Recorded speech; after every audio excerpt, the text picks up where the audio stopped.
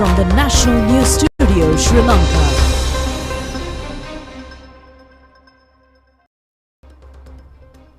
Hello there, a very good evening and a warm welcome to National News Broadcast. I'm Vidishni Sadis Kumar, together with Charita Mingrarachi.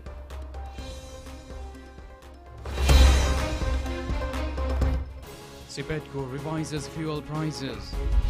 Petroleum Corporation says the price hike is a direct result of high crude oil prices. Numerous countries face economic difficulties due to high oil prices. Litro Gas Company has pledged to end the current gas shortages. Russians intensify attacks on Ukrainian capital. Prime Minister reiterated that the country would face a disaster if the public are afraid of democracy. Grade 5 scholarship results expected to be released soon. New renovation project has commenced at historic Dutch fort in Galle. India accidentally fires a missile into Pakistan. Well, those are headlines for tonight, and moving on to the main local story. Now, since of late, the most talked about topic is the oil price hike. We do know that the global oil price market has had a major price increase, and with regards to this, the local market, including so many other countries, have been having major issues, and this also does have a local impact with regards to this. So to get more updates with regards to the local oil price hike, I'm sure we have more updates, Charita. Yes, Vidushini, like as we see here, the octane 92 fuel prices has been increased from 77 rupees. So like we have more updates with regard to this. Ceylon Petroleum Corporation says that measures were taken to increase the fuel rate considering the losses which have already been incurred following the increase of oil rates in the global market. The chairman of the corporation, Sumit Vijay Singha, pointed out that the corporation will continue to incur loss amidst the price hike. The Ceylon Petroleum Corporation was transitioned into a new management in 2019 with an existing loan of $3,300 million. The corporation was able to gain a profit between 2,000 to 3,000 million rupees in the year 2020. However, the loss incurred in the year 2021 was close to 91 billion rupees. The loss incurred in the month of January this year is at 7 billion rupees. Also, another 12.6 billion rupees worth loss has been incurred in the month of February. The main cause for such losses has been mainly contributed with the rapidly increasing crude oil rates in the global market compared to the year 2021. The Russia-Ukraine crisis has also heavily contributed to the prevailing situation. The Ceylon Petroleum Corporation has forecasted a loss of approximately 26 million rupees in this month considering the import rates against selling prices. The daily consumption of diesel, which was at 3,300 to 5,500 metric tons, has been increased up to 8,000 metric tons in the month of February and March. The daily consumption of diesel in the last couple of days has already exceeded the 8,000 to 10,000 metric ton mark. Chairman of the Ceylon Petroleum Corporation, Sumit Vijay Singha, said that the losses incurred by the corporation today to provide fuel for the public will be reflected back on the consumers in the future. He said that the price hike will only cover the losses incurred through the distribution of petrol and copper diesel. He said that the corporation had to endure a loss of 120 rupees from 1 litre of diesel today. However, he said that the corporation only increased the rate by 55 rupees. State Minister Kanchana Vijayasekara said that the Ceylon Petroleum Corporation incurs a loss of 125.65 rupees from a litre of kerosene. However, he said that the government decided not to revise the rates considering the low-income earning people and to sustain operations related to fisheries, transportation and manufacturing sectors. And moving more stories with the controversial oil price rate. The rates of the fuel distributed by the Ceylon Petroleum Corporation have also been increased effectively with immediate from midnight yesterday. Accordingly, a litre of 92-octane petrol has been increased by 77 rupees. The new rate is at 254 rupees. Meanwhile, 95-octane petrol litre has been increased by 75 rupees and the new price is 283 rupees. A litre of diesel is priced at 176 rupees after increasing the rate by 55 rupees. The newly revised price of super diesel litre is at 254 rupees after increasing by 95 rupees. Ceylon Petroleum Corporation has confirmed that the price of kerosene has not been revised.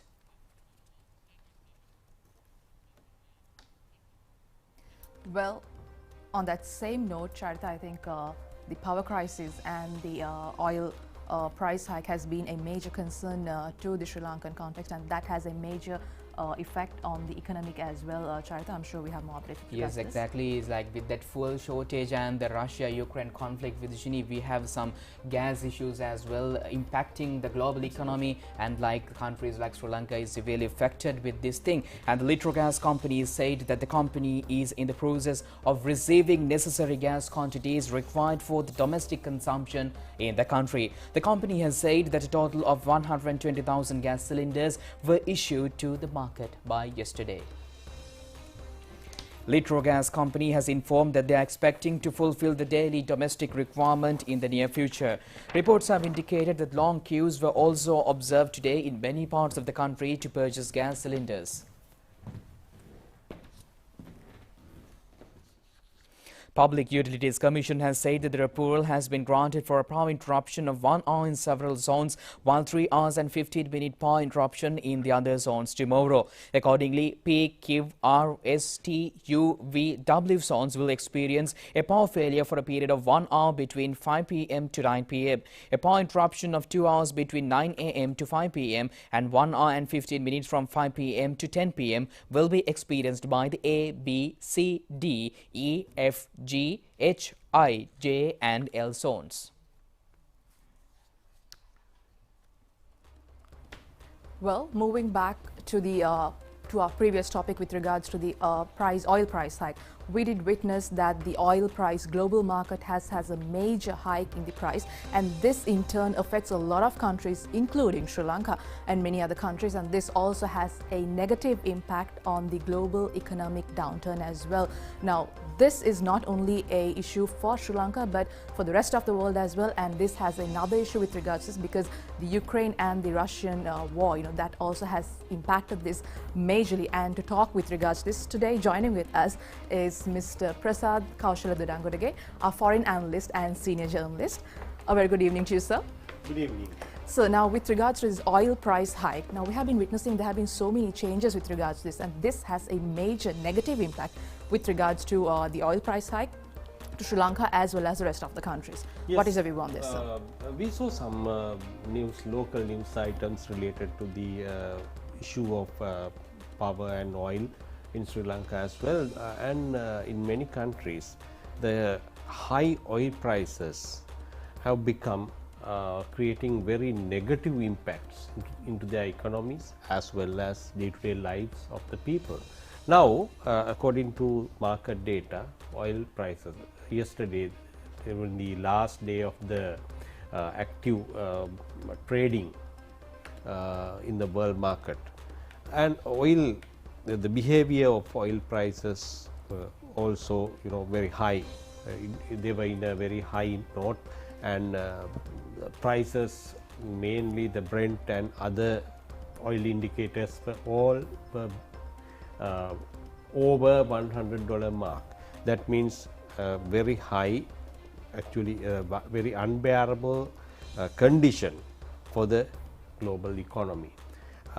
However, with all these the market shortages and supply issues, the Russian oil embargo imposed by United States of America and several other countries is now taking place, and we saw some media reports that Russia has huge oil tanker fleet sending their crude oil to various countries around the world, and some of these crude oil transporting ships are now stranded in the sea because for nearly a week Western countries don't accept these crude oil ships, and these oil ships are now floating in high seas trying to find some buyers.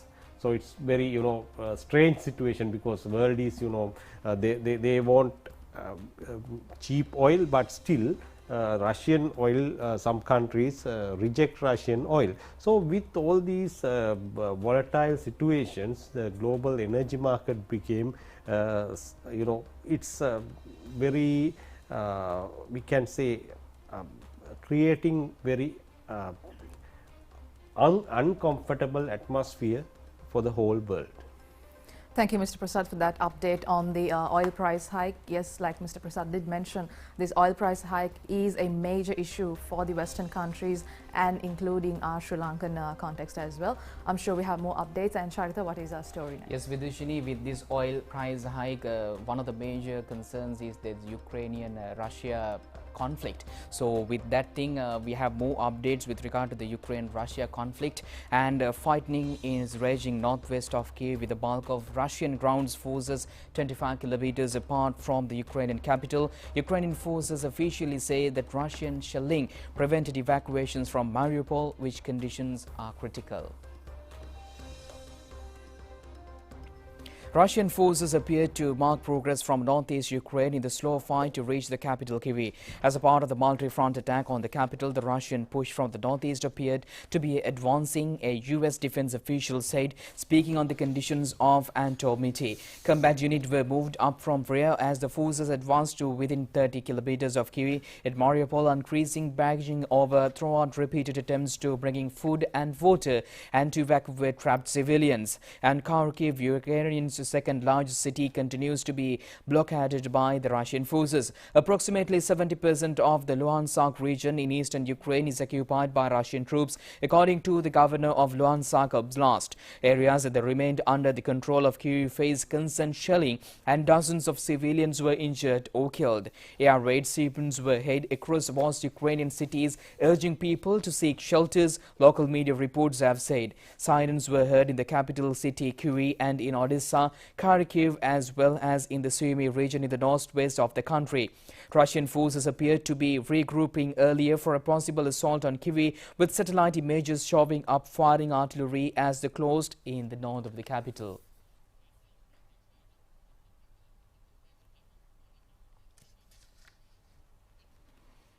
And moving to more local updates, the annual Voters' Day was commemorated in Colombo yesterday. President Gotabaya Rajapaksa and Prime Minister Mahinda Rajapaksa has presided over the event. February 1st of each year is named as the Voters' Day. Sri Lanka is the first country among Asian states to gain the status of universal franchise. The objective of the Voters' Day is to enlighten the general public on the policy to be followed to receive the voting rights. The Election Commission has been organizing numerous programs to educate the people into voting rights since the year 2012. A series of articles written by intellectuals on people's supremacy, universal franchise and democracy was presented on this occasion.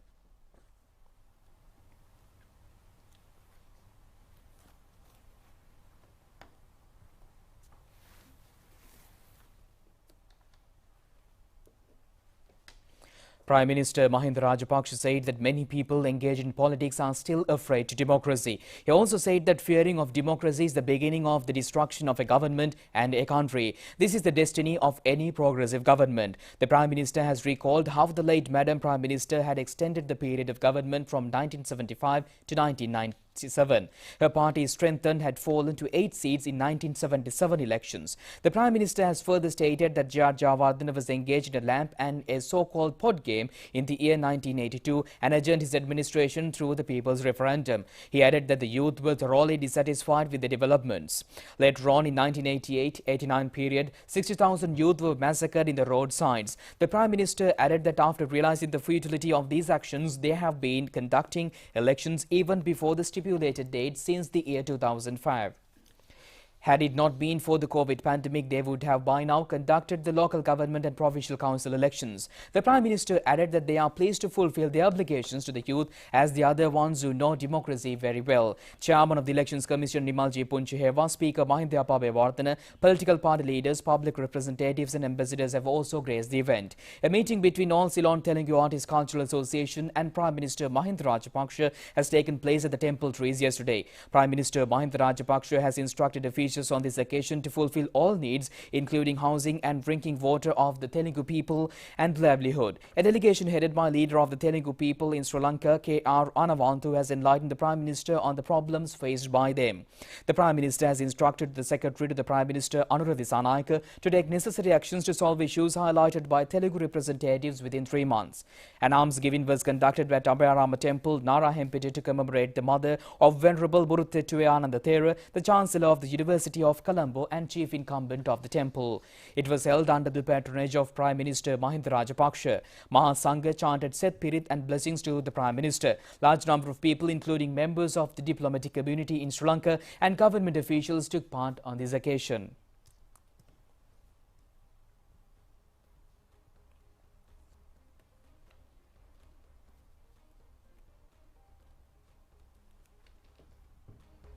Well, Minister Ali Sabri says that the people have to endure the outcomes of the seeds sowed by the politician in the last 70 years. Well, he made these remarks while taking part in the event to launch Sipirige Pamula, second poetry collection of the prisoners. The event was held at the Mahaveli Center yesterday. The poetry collection is a publication of the Department of Prison. The book consists of poems written by the prison inmates, including poetry creations of Tamil inmates. The event, which was held under the patronage of Minister Ali Sabri, was also participated by Prisons Commissioner Tushara Upuldeniya. Minister Ali Sabri said that 65 to 70% of the inmate population in prisons are being imprisoned and remanded for various crimes stemmed from drug addiction. He said that 1 out of 4 inmates have been subjected to cyber-sexual harassments. However, he said that the dire consequences faced by the nation at present are due to the acts of the politicians in the last 70 years. He added that the country is faced with a dollar crisis. The minister said that despite the governments, the present-day nation has to endure the seeds sowed by the politicians in the last 70 years. And moving with more local stories, we have the scholarship examination and the results is to be released recently, and Minister Dinesh Gunawardena says is expecting to instruct the relevant authorities to issue the results of the Grade 5 scholarship examination tonight. And the minister made these remarks while speaking at a ceremony held in Alpetia. Minister Dinesh Gunawardena said that he is expecting to construct the relevant authorities to issue and the relevant results of the Grade 5 scholarship examination by tonight. He further said that he is also expecting to issue the results of the GCE advanced level examination in near future. The Minister of Education has informed all principals to resume schooling activities as a normalized manner from next Monday. Vidishini, like ChannelEye Rupavahini Corporation, the national television reached tremendous victories in this 40-year journey. So we have another update with regard to the tremendous journey, the incredible journey with the numerous victories in front of Sri Lanka in international arena as well. So this update is with regard to the 40th anniversary of Sri Lanka Rupavahini Corporation. Certainly, Charita, now Sri Lanka Rupavahini Corporation, it's a tremendous achievement and a victory. So we have more updates with regards to this.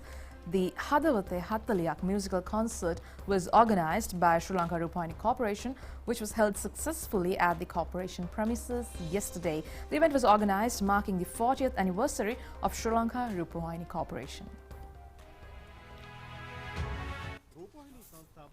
The concert was consisted of songs telecast on the national television and the performances of the artists of those songs, as well as programs produced in the last 4 decades. Sri Lanka Rupavahini Corporation is a grant extended by Japan. A memento was presented to Ambassador of Japan, Sri Lanka, Mizugoshi Hideki, as an appreciative gesture towards the Japanese government and its people. The memento was presented by Prime Minister Mahinda Rajapaksa. Minister Dallas Alapperuma, Secretary to the Ministry of Mass Media, Anusha Palpita, and Chairman of Sri Lanka Rupavahini Corporation, Sunala Gunawardena, were present at this occasion.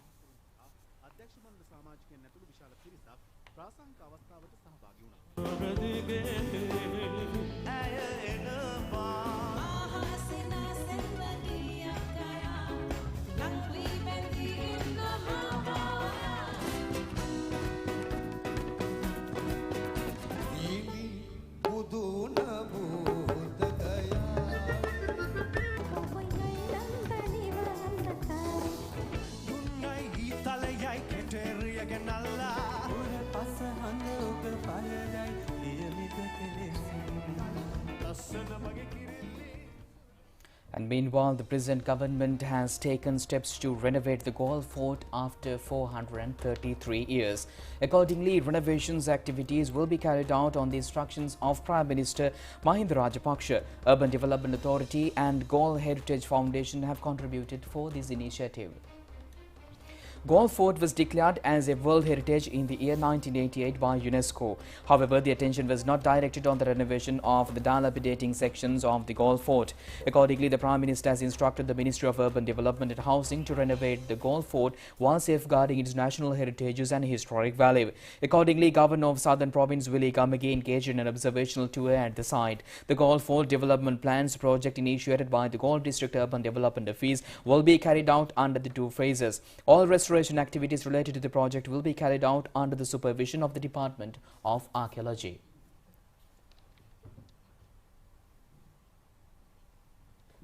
And stay tuned with more international news after this break. Prima Stella Set Yogurt. Be healthy, be active and be safe.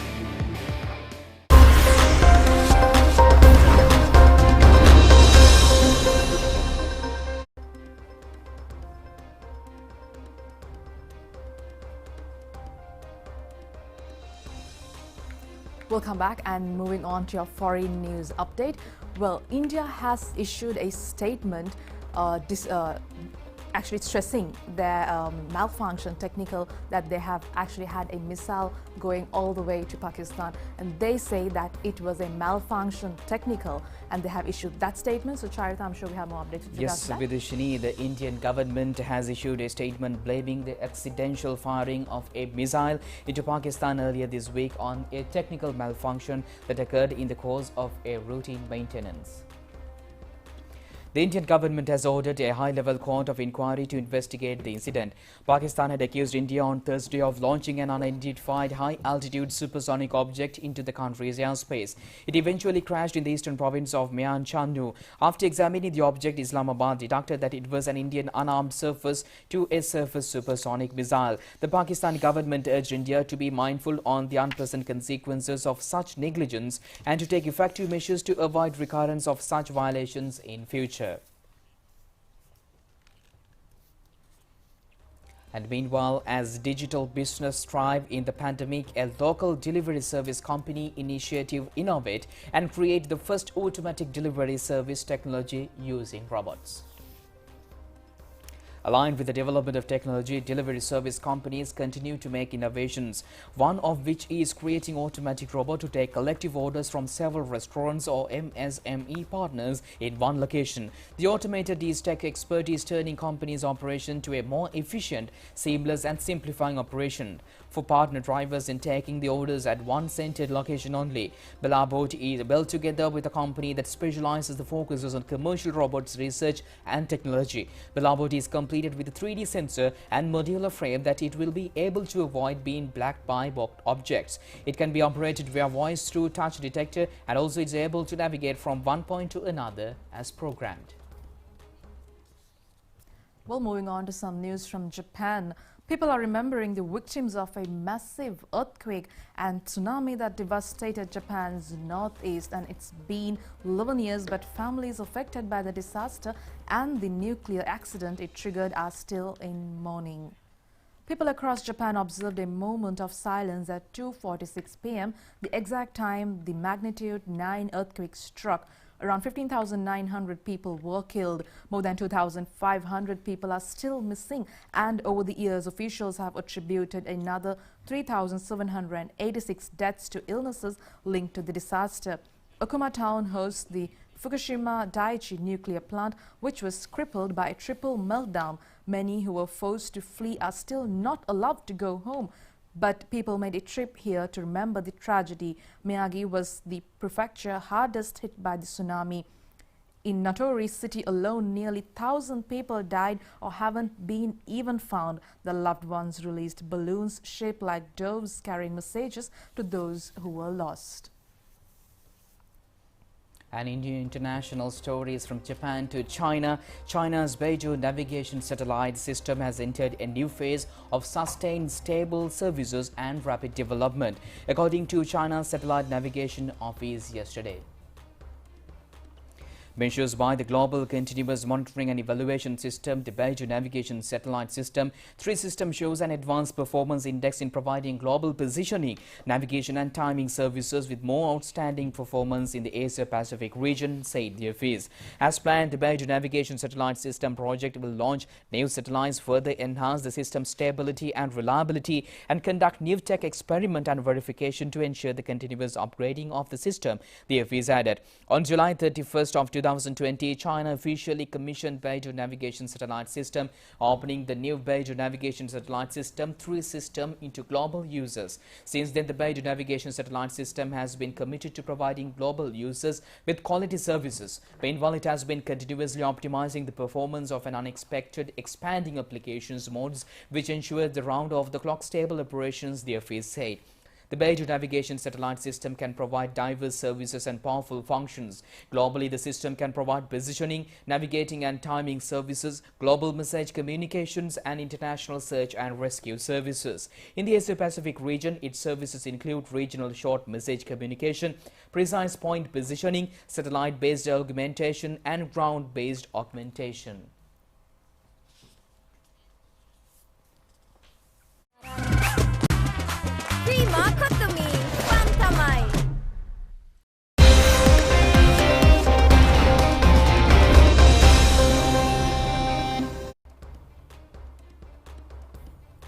Welcome back on to your sports update. Well, when it comes to sports, now that is a very important topic, and sports is generally considered something that we all have to make sure that we do. And with regards to that, our country, our sports ministry has been taking necessary steps with regards to that. Well, with that news, I think, Charita, we have more updates with regards to a new sports complex, an indoor sports complex that has been launched. Yes, certainly. Yes, Vidushini, the new indoor sports complex was built at a cost of 105 million rupees. Accordingly, the complex consists of a badminton court, a gymnasium, sport equipment outlet and dining facilities. The proposed swimming pool is expected to be completed in the near future. State Minister Thenuka Vidhanagamage and MP Major Pradeep Undukoda were present at this occasion.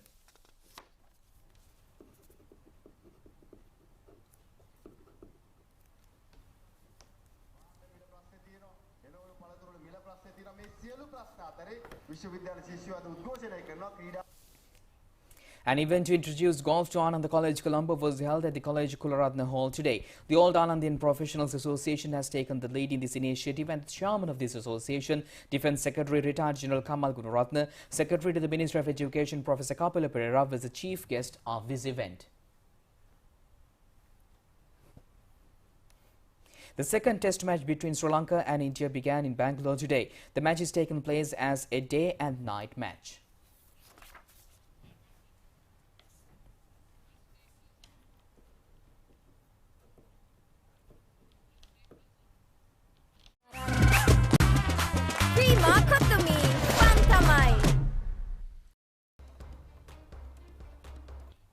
Well, that's it for tonight's news. Have a pleasant evening. Good night.